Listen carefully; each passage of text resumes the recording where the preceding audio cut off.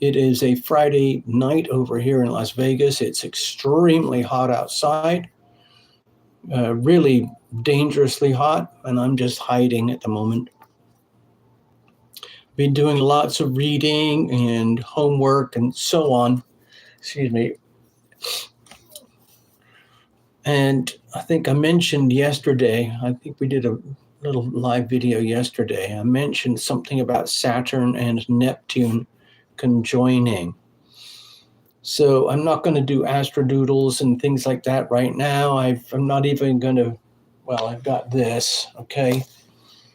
Okay, you're familiar with this. You've seen this many times on my show.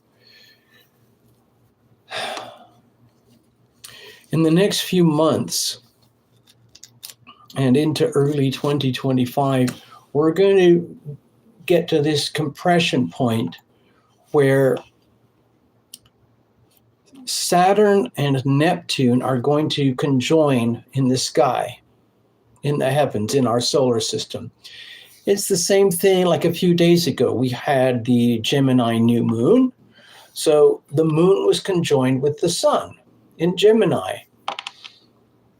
It's the same thing. You can have Saturn conjoined with Neptune. They're basically in the same degree in the solar system. And this is a relatively very rare event for Saturn and Neptune to be conjoined at the 0 degree point of Aries.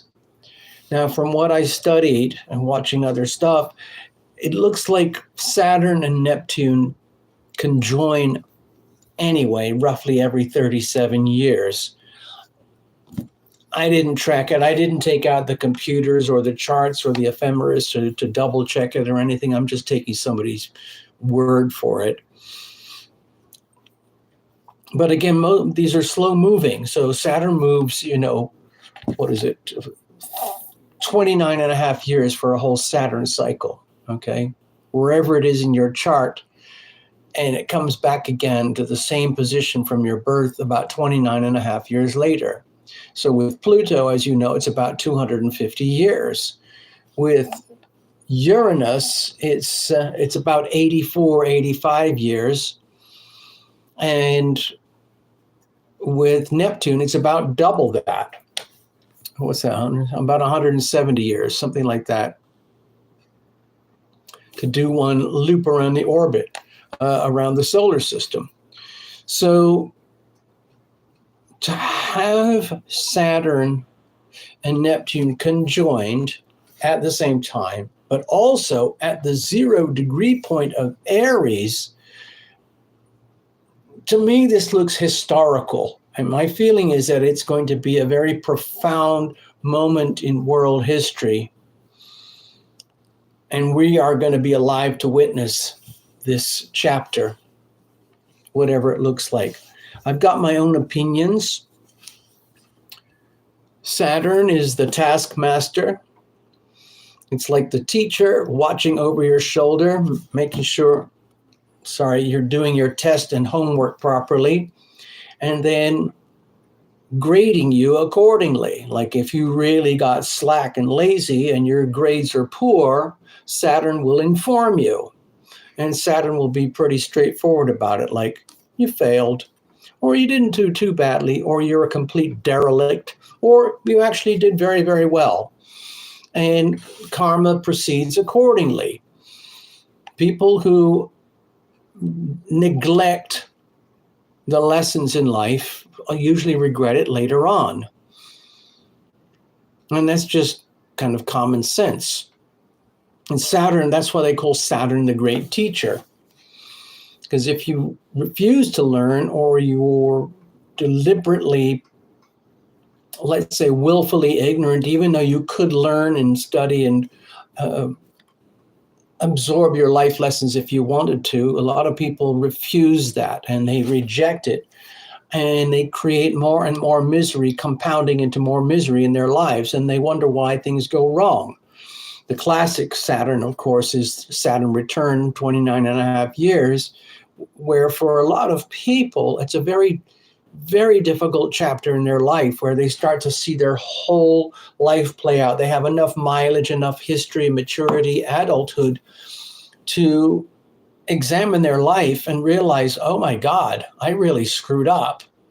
And they can feel it in their lives. Like maybe they were abusing drugs or abusing money or abusing people or being criminals or something like that, thinking that they could get away with it and then finding that it's backfiring on them badly.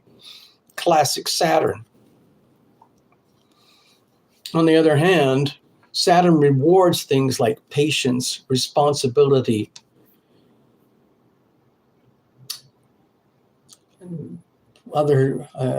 patience, responsibility, integrity, honesty, the things that are very, very important in order to have a healthy life.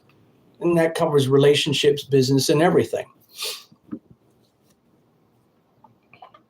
Right now, Saturn is in Pisces, and it's causing havoc for all the people on Earth who are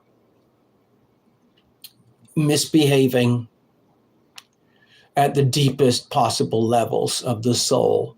So I'm talking about things like the pedophiles, the child molesters, the people who betray and deceive others, going all the way up, especially with Saturn in terms of the hierarchy of this world. So at the very highest levels of status in this world, the elites, the governments, the banks, the global leaders, there's a lot of very unhealthy, toxic stuff going on, and it's being exposed. A lot of that exposure is happening because we got a massive stellium in Gemini, hard squaring in a broad orb to the Saturn.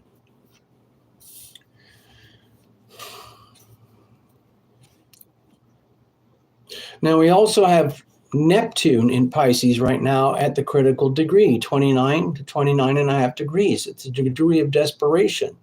So what we're seeing is the most unhealthy, tragic, sick, evil expressions of Neptune, Pisces, 12th house type energy. And sadly, it is the worst of the very, very worst you can possibly imagine.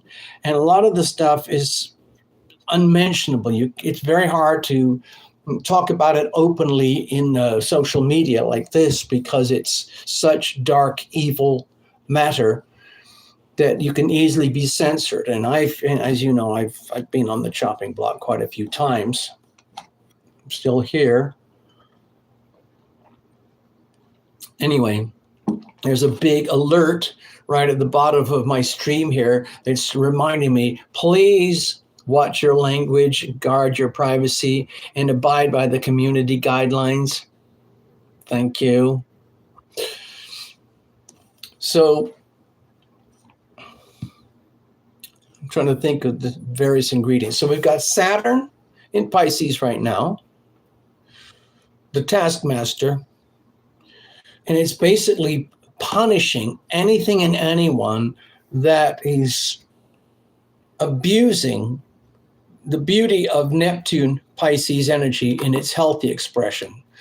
In other words, people who lie, betray, deceive, steal, pervert, undermine, betray, what I probably said it, theft, coercion, subversion, every form of perversion that you can imagine, financial, physical, sexual, emotional, psychological, all of it.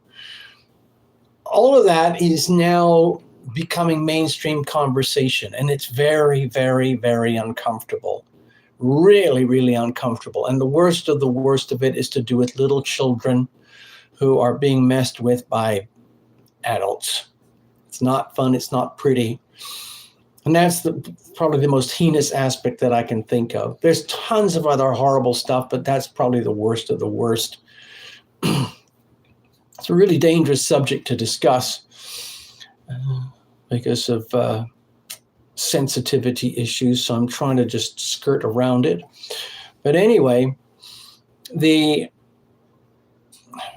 perpetrators of this nasty stuff are being exposed. right now, Venus, the Sun, and Mercury are rapidly heading towards the critical degree marks of Gemini, 29 degrees or so. So in a matter of a few weeks or so, I'm just looking at a calendar here. But anyway, just give or take days and weeks or so, the energy is going to pile up where there's going to be a lot more spotlight energy on all the sickness and perversion worldwide. A lot of it is happening here in the United States, for example. And a lot of the people who are used to hiding behind a veil of, let's say, decency or feigned decency are being exposed for being the monsters that are really there behind the veil. And it's frightening. It's really scary, disturbing, sick stuff. Now, as the planets proceed, like we say, a procession, Sun, Moon, Venus, Mercury, and Mars are going to move along and chug along, and we'll have other aspects and so on.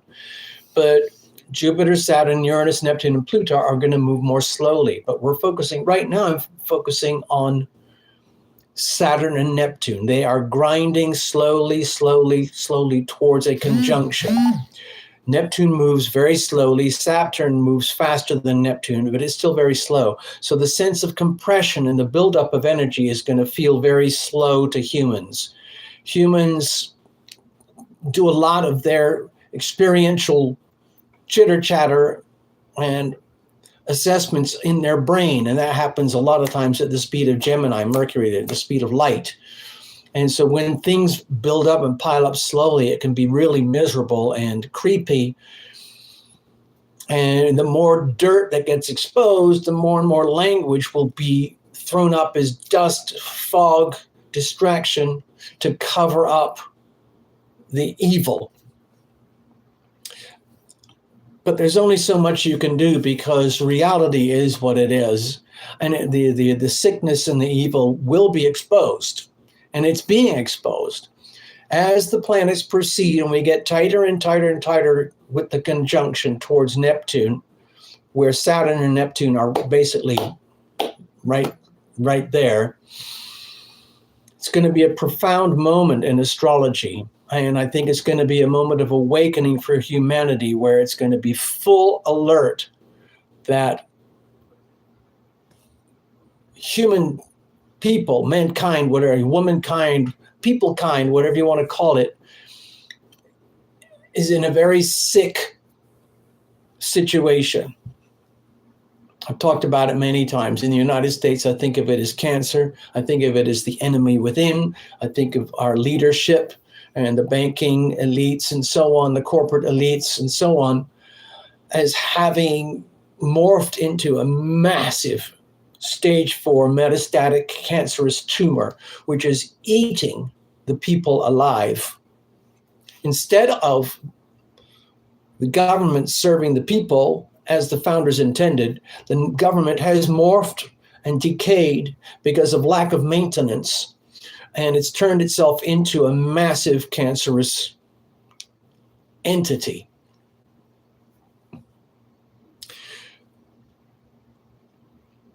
With the Pisces vibe, the subject is tragically, sadly, we're seeing a lot of the unhealthy expression of the Neptune, Pisces, 12th house stuff. When you combine that with Saturn and Neptune, it's going to become much, much stronger and much more obvious. Now, the thing about Saturn is that it's like a reality checker. And the thing about Neptune is that it kind of dissolves reality. So you have these two contradictory energies happening simultaneously. Saturn, in a healthy expression, Saturn can manifest the ideal, the love, the beauty, the essence of goodness and divinity that is possible. In an unhealthy situation, Saturn can dissolve. Saturn will hold the Neptune energy accountable. And if the Neptune energy is out of whack and all the evil is being exposed, Saturn will expose that. In other words, like going to court and going in front of a judge where the judge says, okay, you've been caught and arrested and you're being held up here for evil things.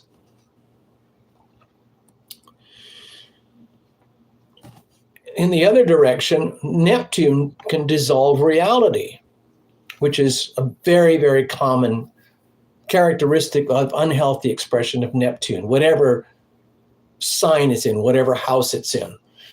Wherever you find Neptune in your chart or in the heavens, you will always find issues of loss, illusion, delusion, sadness, depravity, perversion, sickness, derangement, psychosis, things like manifesting very obviously in things like drug addiction, alcoholism, suicide, perversions of one human upon another human, and so on. So you've got these almost like two opposing energies happening simultaneously. Saturn can manifest the Neptune energy, Saturn being the great manifester, manifests the Neptune energy for better or worse. And Neptune can dissolve reality for better or worse. And it's like two cars heading towards each other, refusing to adjust their lanes or their speed or their intention or their directions. And they inevitably go like this. And it's a big effing mess.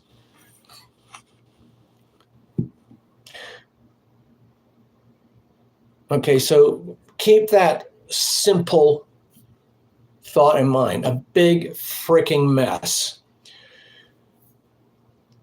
Reality is exposed, reality is dissolved. The beauty and the ideals are exposed, the perversion and the evils are exposed and all held accountable, karmically accountable. All of that happening simultaneously. Next, it just so happens that this major conjunction of Saturn and Neptune is happening at the critical degree, 29 and a half, almost 29 point, what it is, 60, 70, 80, 60 degrees, 29 and 60 minutes, okay? And then it goes to the 0 point of Aries, and it crosses over the cusp, the threshold into Aries. So it's like a double whammy. At the same time that Saturn and Neptune are conjoining in Neptune at the critical degree, 29 and a half degrees Pisces, more or less, it's also going to traverse the cusp into 0 degrees Aries for both planets, more or less.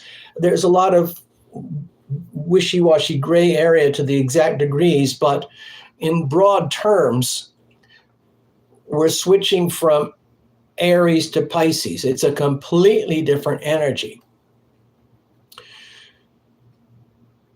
So if you put the Saturn and Pisces conjunction inside the environment of Aries, 0 degrees, we're talking about new starts, new beginnings for the whole world. In Western astrology, the whole Western chart begins with Aries, 0 degrees, springtime, northern hemisphere. And it proceeds from there a whole year, and then it comes back again, 0 degrees Aries. In some ways, you can think of 0 degrees Aries as like the birth of a child, a newborn, literally a newborn. The newborn has a tremendously violent, powerful urge to survive and to live. And it has been ejected and pushed into this world where it was previously in the womb, and now it's in this very scary place called the world, where it has to learn how to breathe, how to eat, how to pee, how to poop, how to see, how to hear, how to understand and listen and grow and grow and grow and evolve and so on. In the very first moments, like with a newborn, it's the newborn really barely knows what it is. All it knows is that, oh my God, I just popped out. What's happening? And it's often screaming. And the doctors are trying to get it to breathe, to get the lungs to work properly. And the little creature is just squirming. I don't know if you've ever been around newborns and little tiny, very, very new infants, but they're like little squirmy things. Like 1 minute they're like, next minute they're like, ow, because they're trying to come to terms with their environment. And it's like it's at war with its environment. Like everything outside of the baby is potentially theoretically hostile. And the little newborn has to grow and adapt very, very, very quickly with its psychic, spiritual, body, mind, heart, and soul version, miniature baby version of its self, all contained in the DNA, the parenting, the environment, the hospitals, the doctors, the clinicians, whether it's born in a war zone in Gaza or whether it's born in a hot tub in California or whatever the environment is, the baby has to quickly surmise what's going on and figure it out and adapt accordingly, learn how to get the next breath, learn how to move its body, understand that it has a body, and it's a raging energy. And it goes in spurts up and down, like awake, awake, awake, awake, and then sleep. The other thing about Aries energy is the energy of fighting to survive. The Aries energy is ruled by Mars, and it's a perfectly healthy, natural part of our existence. It is our nature to fight, have whatever it is we need to live. Typically, that's number one, air. You've only got a few minutes if you don't have air. So you need air, you need water, you need food, you need shelter. And after that, everything else, like parenting, companionship, nurture, education, and so on. But at the very, very, very elementary stages, you need air. You need water, you need food. And that's provided, the air is provided by nature. Water has to be provided by the parenting, and food has to be provided by the parenting. It's absolutely fundamental. And if the little baby doesn't get that, it becomes ferocious. It wants to fight to the death, to kill if it has to, in order to get what it knows it needs. All life is like this, whether it's a plant, a tadpole, an octopus, a giraffe, a pine tree, whatever it is. It's the same phenomenon, the fight to live, the fight to survive, and so on. So that's Aries energy. So you kind of layer it up. Okay, so we're coming out of Saturn and Neptune in Pisces at the critical degrees, and it's going to be very obvious on the world stage. We're going to see it everywhere. We're going to see the atrocities, the horrors, the sickest of sick stuff that is finally getting exposed and illuminated to the highest degrees. And it's shameful and it's embarrassing, and it's no longer controllable by the mainstream media and the elites. There is too much, let's say, connection between the masses, 8 billion people, using typically social media and word of mouth to convey what I'm talking about here, about the nasty stuff. And then what are we going to do about that? What are we, the people, going to do about that? Because we have to live. We have to survive. And people are waking up. My God, there's not just a few of us, not our town, our village, but the vast bulk of humanity is waking up and realizing that it's been infected on a global scale by the same enemy within that we have here in the United States, but translate that on a global scale. So, oh, hi, Esther, I see you. So my feeling is that we're going to see a lot of flare-ups in the same way that a little brand newborn infant will go through cycles of being asleep and then flaring up, demanding, fighting for its life so that it can breathe, take its next breath, get water and food, and whatever that looks like in whatever environment. And it will fight to the death. And if it doesn't get that stuff, it dies. Look what's happening in the aid camps over in Gaza. Look what's happening over in North Central Africa, all across there, the Sahel region. Millions dying.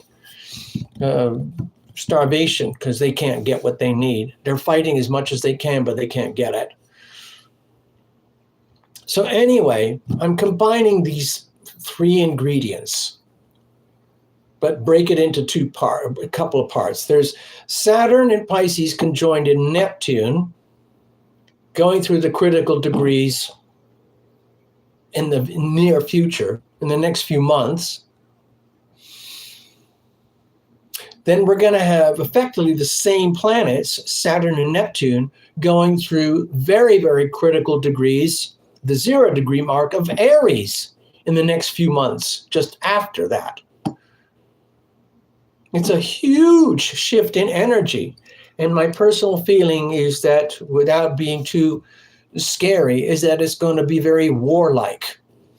Very, very warlike. And it's inevitable. I feel it is going to be the energy of people waking up and realizing if we don't do something profound right now, then we will perish. Translation, war. That's what I see. I mean, it's already global headlines anyway. From multiple sources. I like my alternative sources. You might like mainstream news and so on. But it is now mainstream language. World War III. How that plays out, I don't know. You know, some people call it a banker's war. Yes, you can look at it from that way. In other words, it's all planned out. It's all planned out. Maybe the elites use high-powered astrologers and high-powered astrology software to map it all out years in advance so they can take advantage of it. And they try to condemn what we do here as nasty, nasty, demonic stuff so that we don't have access to the knowledge that they have. Otherwise, how do you explain the Simpsons TV episodic series having so many predictive episodes 2, 3, 5, 10 years in advance? Anyway, something for another conversation another day.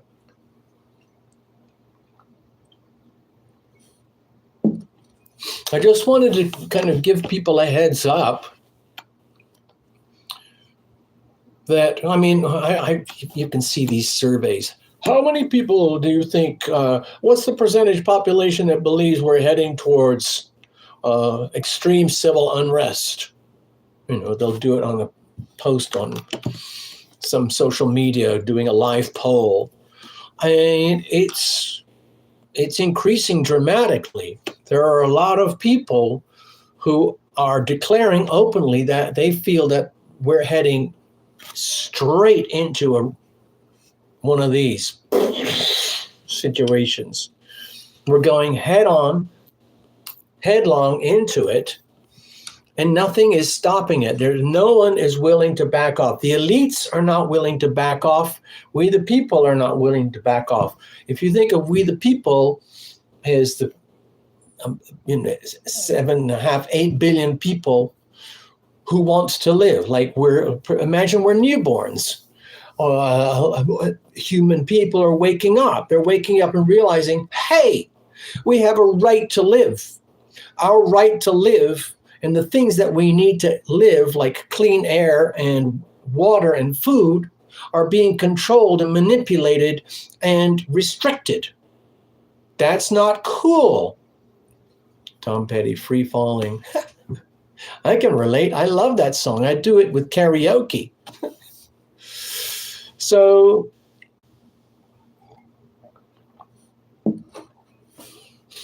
I'm trying to distill everything into really simple, digestible concepts.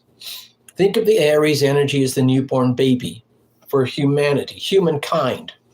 Humankind is going through another generational rebirth. Saturn and Aries for the whole of humankind. I don't know if it shows up here in my charts for this year. Let me just double check. I'm just going through here quickly. And it's all Pisces. No. So the actual shift is early next year in 2025. For the rest of 2024, we're going to have this amazing compression of Saturn and Neptune around the critical degree marks in Pisces. So every conceivable lie, deception, perversion is out there. It's going to be placed upon the masses by the people who have the steering wheels, the controls, the power. Remember, the elites are desperate because they know they've been outed. They know they have been identified. They know that the masses of humanity, 8 billion people, have managed to find a way to pull back the veil and see what's actually going on in how our planet operates here with these humans, these people. And some of it is not pretty. There are a lot of people at the very, very top who, once they get a taste of power and money and control, they can't help themselves.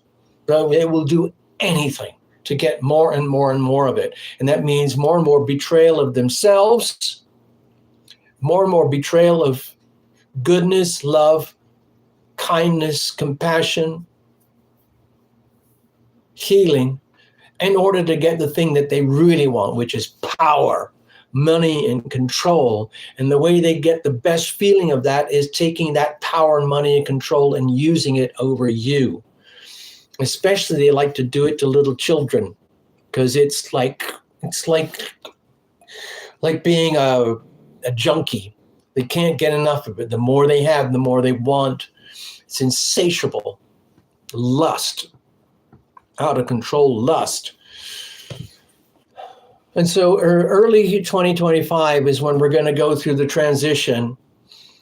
Okay, so just remember, Saturn and Pisces are going to be very, very tight for a considerable time, but it's going to move over the cusp from Pisces to Aries. When it fully shifts into Aries, that's when I feel we're going to see the storyline that I'm describing here. It's just going to be the screaming, the raging fight for life. People are going to want to breathe, to have water, to have food, and to have the life in order to have that. They want to live. People want to live. They want to thrive. They want to be able to have love, healing, happiness. They want to grow. They want to multiply. And they can't do that if the elites are trying to stop that. So what I see is a very warlike environment, a very kind of chaotic, very unstable type of warfare. I don't see a warfare where everyone's like the old-fashioned ways. Okay, we're the most powerful people, and we're going to organize this war, so we're going to take you out systematically. Gone, done. We won. I don't see that at all. I see delusional warfare where warring parties come together without having a lot of control. In other words, a very, very healthy Aries energy in war would be an extremely strategic fighter, seeing everything on the battlefield of life from the big perspective, and then figuring out how are we going to win. And then they would come in close with the tactical processes to do that, surgical, tactical processes to get done what has to be done. But with Saturn and Neptune conjoined there, my feeling is that the healthy aspect, the healthy expression of the Aries is going to be diminished. It'll be almost like the energy of raging insanity, lashing out without any strategy or understanding of how or why, in a complete sense of self-control. It's loss of self-control, which makes it impossible to execute an effective war and use very, very effective tactics to prevail. So you end up with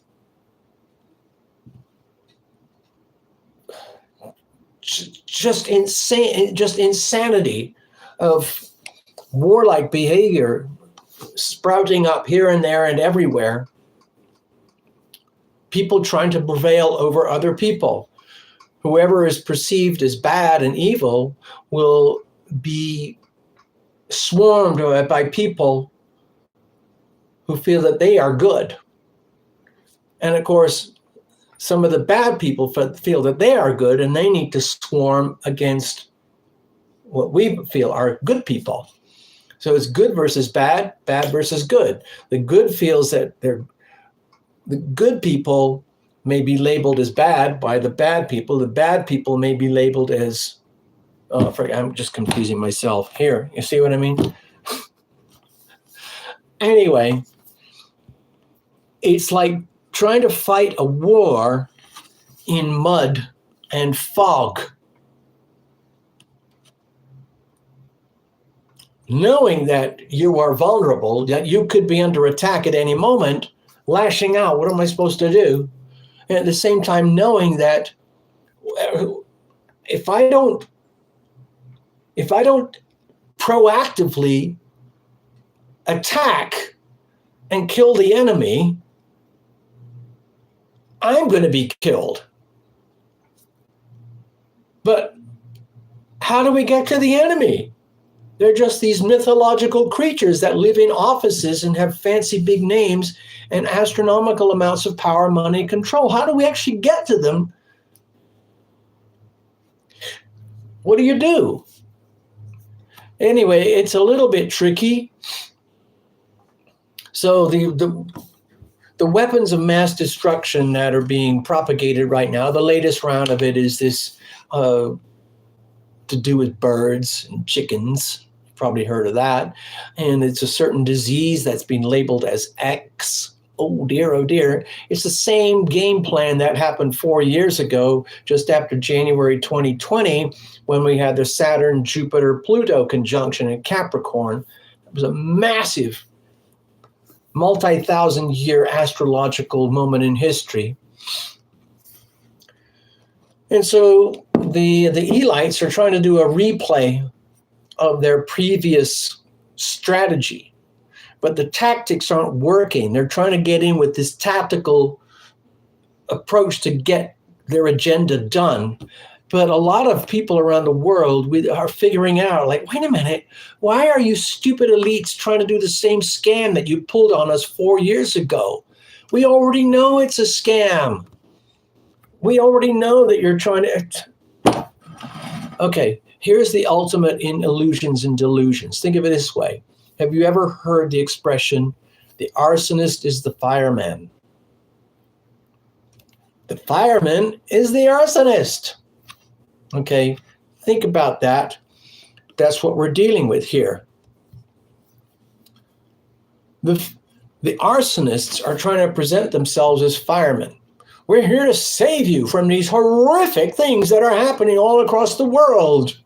We have these amazing, powerful organizations. We have treaties and accords, and all you have to do is abide by us and who we are and what we say and how to do it. Ugh. Okay? And if you don't, you will regret it. And that horrible bug will come and get you. As you can see, these people are insane. They are literally insane. That's all they think about all day, every day, is how to control and take over all the power and money and control of the world.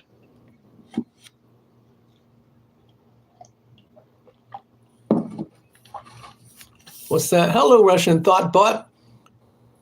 Tune in, turn on, drop out. That's what some people are going to do. They're going to realize, hey, I figured it out already. I want to stay alive. I want to be able to breathe. I want water. I want food. I don't want to get involved in the war. I've had 17 or 18 previous lifetimes in wars like this. I don't want to do it anymore.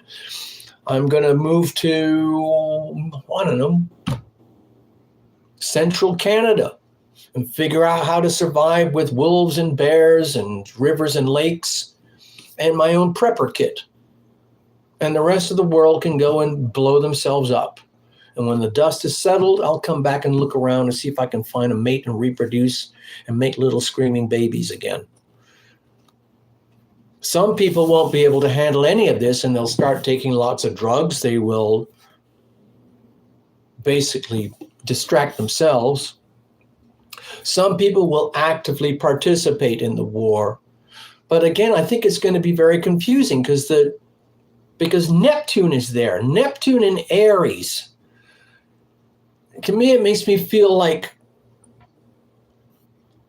the warrior that happens to be a drunken stoner,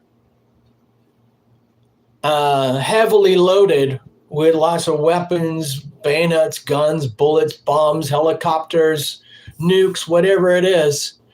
But it's delusional.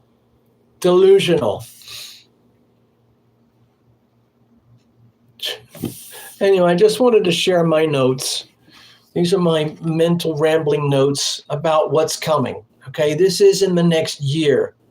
All of everything I just described is going to start to play out in the next year, early 2025. Whoever is in office in the United States, whoever ends up in the office, you've probably heard okay, here's something I just found out today.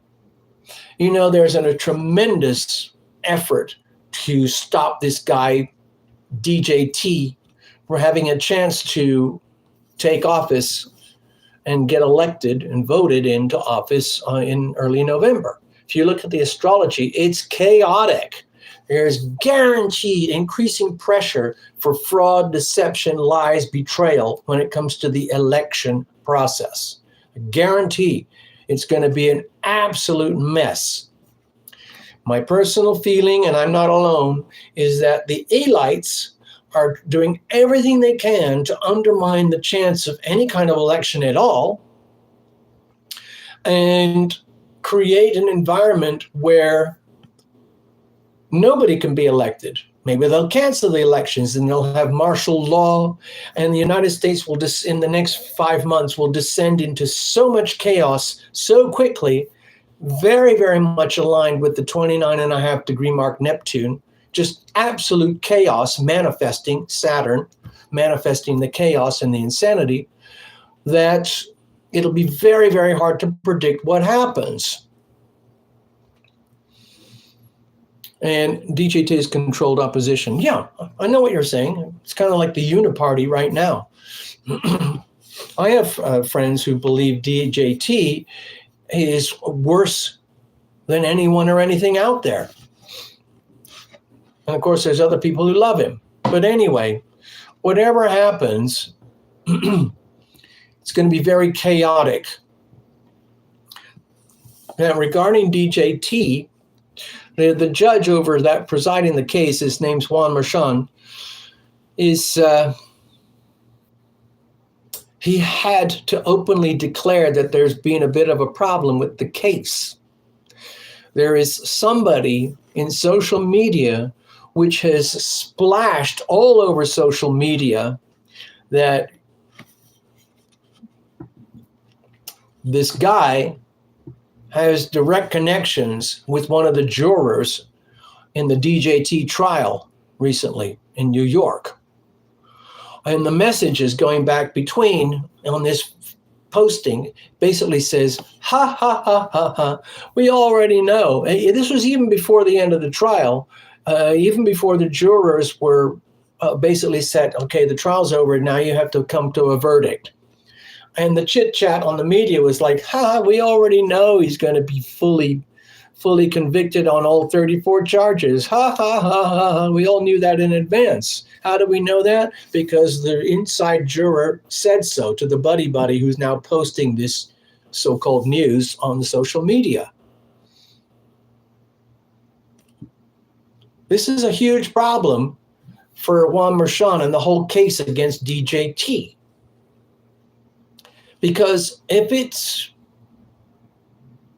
it comes out that the jury was already predisposed to have a verdict against DJT even before the proceedings went to its conclusion, that's a huge legal error. And it won't be allowed. It'll be completely outed. Saturn will out that. And it will effectively, it's very possible, the whole thing could turn into a mistrial. And then the defense for DJT could call it out and say, we have to declare a mistrial because we're discovering that the jury was not impartial. We're going to discover that the jury was highly partial. It's not going to hold up. So that's a problem. And the second layer of the problem is double jeopardy. Once Merchan, the judge, realizes he's in that position, like, wow, oh my gosh, we actually have a mistrial here. We have to start all over again. You can't do that. In America, you cannot be tried for the same crime twice and prosecuted for the same time twice because the first attempt failed. So what happens? I don't know. Maybe it's going to be another story of how the whole case backfires against Juan Merchan, just like the whole case is backfiring against Jack Smith and Fannie Willis. I don't know. I'm just an observer. But anyway, that what I just described there, that court case with Juan Merchan, that's a classic case of Saturn-Neptune interfacing, like reality and delusions. And it's become basically, again, mainstream storylines. Oh, every time the prosecutors try to take down this guy, DJT, each case falls apart and DJT becomes stronger.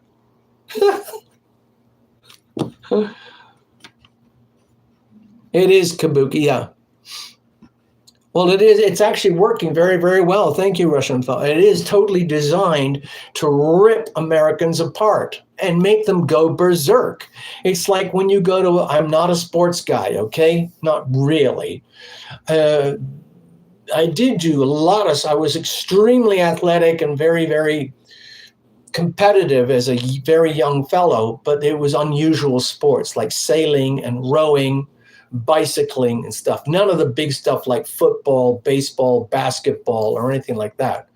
But in America, if you go to a sports bar, they got all the games playing up. And just imagine a bunch of drunk people sitting at a sports bar.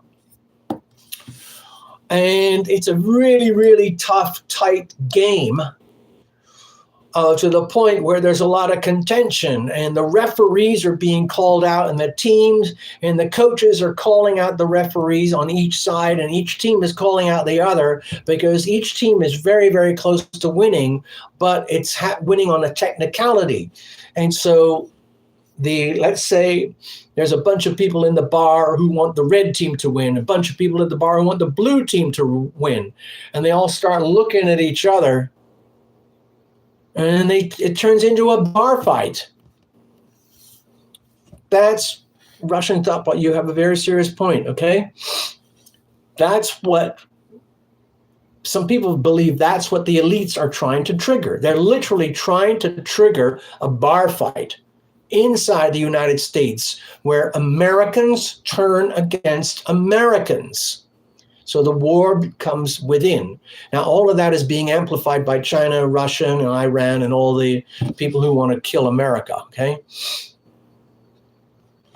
So anyway, we'll see what happens. The main point of this little video is I just wanted to give you guys a heads up what's happening with Saturn and Neptune, okay? The transition, first of all, Saturn and Neptune, the conjunction of Saturn and Neptune at the very highest, tiniest, most stressful degrees, desperation, 29 degrees mark, and into Aries, completely traversing the cusp where Saturn and Neptune will still be fully conjoined, but in a completely different environment where I believe we're going to see everything go berserk. And my feeling is that would probably happen in mid or early 2025. Especially when Uranus comes into Gemini. Oh my God, don't get me talking. Anyway, I'm going to leave it at that. We've had a very long video here, much longer than I was planning. Thank you for hanging out with me. The passion is real, but nothing changes when the game is over. Okay. Well, hold on to your hat, everybody. Try not to get swept up into it like I am. Okay, I'm going to close this down now. Have a good evening. Have a good weekend. And hopefully I'll see you guys on Sunday. Bye now.